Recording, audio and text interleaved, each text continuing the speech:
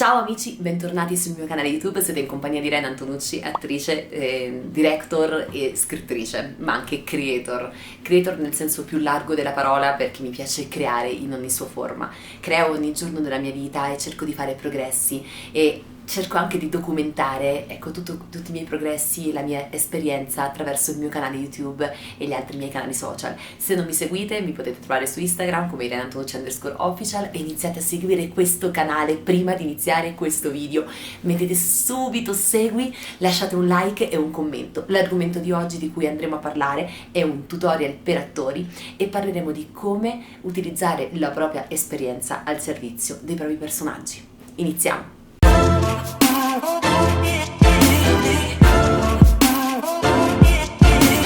Usare la propria esperienza al servizio dei personaggi, al servizio della propria recitazione, della propria interpretazione, è una parola che preferisco rispetto a recitare.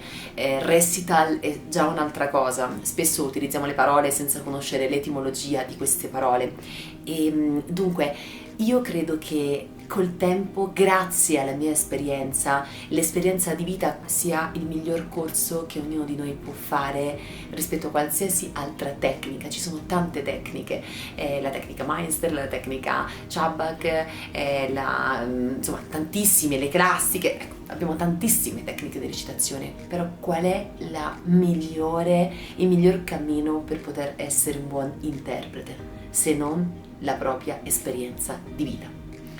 Generalmente sappiamo che in questo stesso canale e in qualsiasi corso accademia ovviamente vi diranno di riuscire ad arrivare a un'emozione, piangere, ridere, entrare in quell'emozione di quel personaggio attraverso le proprie emozioni. Quindi utilizziamo la nostra vita, le nostre emozioni, recuperiamo un ricordo, recuperiamo un'esperienza dolorosa o un'esperienza felice, un ricordo di quando eravamo bambini. Utilizziamo i 5 sensi, immaginiamo per esempio un tessuto, un qualcosa attraverso un'immagine però tattile, una musica che ci genera una determinata emozione, quindi attraverso l'udito, il visivo, quindi un'immagine che ci riporta alla mente una determinata persona, un determinato luogo, un paesaggio. Utilizziamo il sapore, quel sapore aspro che ci fa arricciare un po' il naso, oppure quel sapore super dolce che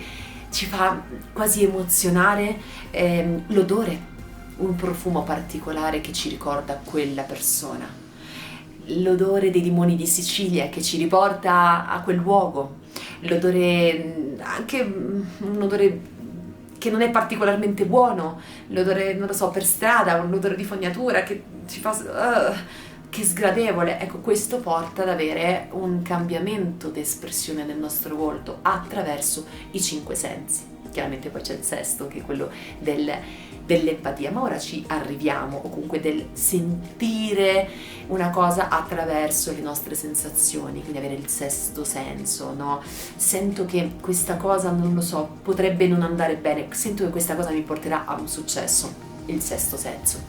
Ora, i 5 sensi sono insomma uno degli elementi che vengono utilizzati perché comunque ci portano alle sensazioni, ci fanno riflettere delle sensazioni.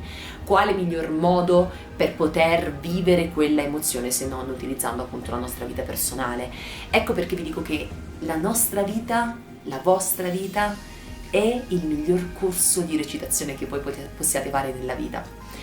Io devo dire che ho fatto tantissimi corsi nella mia vita, ma nel momento in cui ho iniziato a sperimentare me stessa attraverso, in questo canale stesso parliamo molte volte di mental coaching, ma parliamo di mindset, parliamo di crescita personale, parliamo di tantissimi argomenti appunto che possono essere anche motivazionali per poter giungere a la consapevolezza e la propria autocoscienza, parole che dovrebbero risuonarvi spesso nella vostra mente, l'autoaffermazione, generare affermazioni positive al fine di poter essere, stare bene con se stessi, ma soprattutto di riuscire a tirar fuori il meglio e ad uscire dalla zona di comfort. Questo che significa? Buttarsi nelle esperienze. Se sentite che siete particolarmente bloccati, no, per esempio io questa cosa non posso farla, non mi sento comoda a spogliarmi in una scena, non riesco a baciare un'altra donna, per esempio, no?